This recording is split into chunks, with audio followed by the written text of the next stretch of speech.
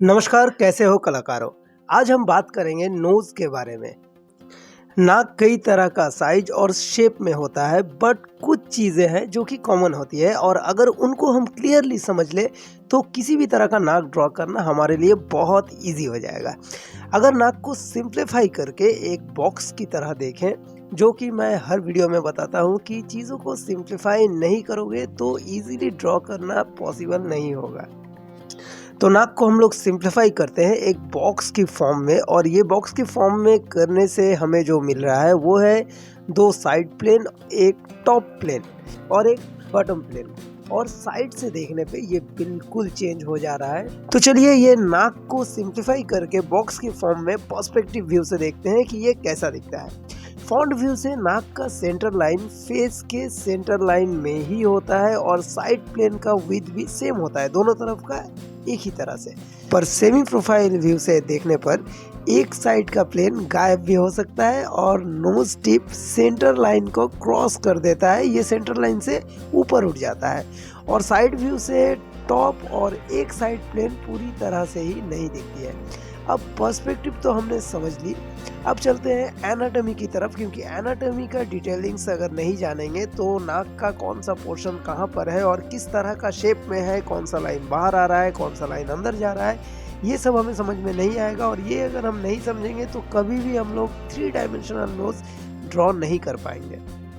इसलिए अगर डिटेलिंग करना है तो एनाटॉमी समझना बिल्कुल ज़रूरी है। अगर हम नाक की एनाटॉमी को समझे तो नाक कुछ कार्टिलेज और कुछ फैट से मिला हुआ रहता है, जो कि जुड़ा रहता है फेस का स्कल से। इन पार्ट को हम बेसिकली 3 ग्रुप में बांट सकते हैं। जैसे कि ये मिडिल वाला जो पार्ट है इसे हम कहते हैं ब्रिज, और ये जो साइड प्लेन के साथ जुड़ा हुआ रहता है इसे हम कहते हैं विंग्स। और नाक का ये फ्रंट का जो पोर्शन है, आगे वाला पोर्शन, इसे कहा जाता है बॉल। और ये नेजल बोन स्कल के जिस पार्ट से जुड़ा हुआ रहता है उसे कहते हैं मैक्सिला। और ये नेजल बोन और फोरहेड को, मतलब नाक को फोरहेड से कनेक्ट करता है क्लेवेला। जो नोज का बॉल होता है ये 2 पार्ट मिल के बनते हैं, जिनको ग्रेटर आला कार्टिलेज कहते हैं, जो हम छू के महसूस कर सकते हैं।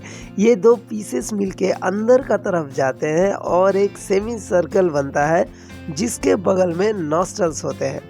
अब विंग्स, बॉल के दोनों साइड जो फैटी टिश्यू के बने विंग्स होते हैं, जो एक तरफ बॉल और दूसरी तरफ ये स्कल के स्किन से जुड़ा रहता है।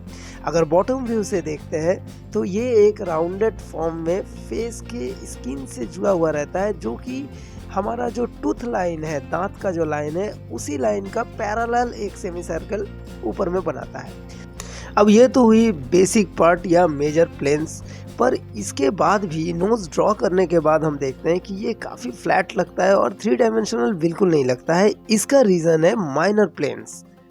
अगर माइनर प्लेन्स को ठीक से ना समझा जाए और ड्राइंग में अगर माइनर प्लेन्स ना दिखे तो फिर नाक कभी भी सही तरीक़ा से नहीं बनेगा और बनने के बाद भी ये 2D की तरह लगेगा या अजीब दिखेगा।